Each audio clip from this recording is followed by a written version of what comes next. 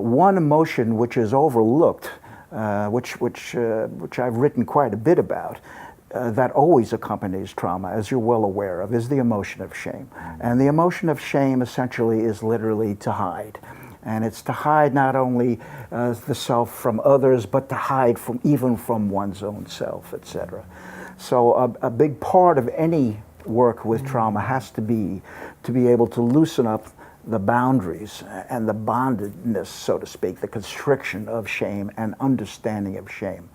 And that's tricky work. That's tricky work. And as you're well aware of, part of the coming to grips with trauma is letting go of the conscious mind, so to speak, and its grip and its hold. That literally keeps us away from the secrets that are held in the right hemisphere that the left hemisphere, has no idea about. Wow. And yet the body knows. Yeah, this is music to my ears, I have to say. It's so fascinating. It's so wonderful to hear it. It's so wonderful to hear it because I've been living it. As you know, we've just been talking prior to the interview about my own journey through trauma. I didn't feel I deserved, because of the shame, I didn't feel I deserved a great life. Exactly. To love and to dance and to enjoy. Exactly. And it's only the last few weeks that I've really touched the deepest shame, because during the sexual abuse, my body was enjoying it. So not only was I in great pain at times, I was equally in pleasure. Right. And that is the deep wound. And yes. To let that out, it's like, but the moment I do and I speak it, the spell is broken. Something changes. So for me, the whole medium of film that we're using to promote, to create a platform for us all, is one that can be so healing for the world.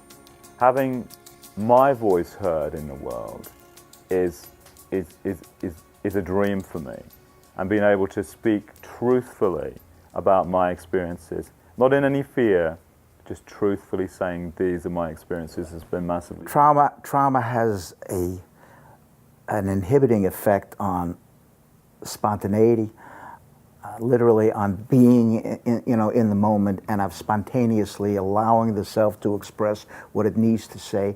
It has a negative effect on authenticity, on literally allowing for the revelation of the true self rather than the socially compliant self, etc. And so these all have to do, as you say, with the inhibitions of shame dynamics.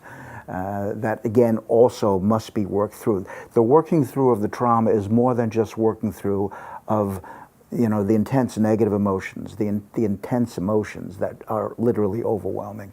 It's also a matter of being able to work through these matters of shame.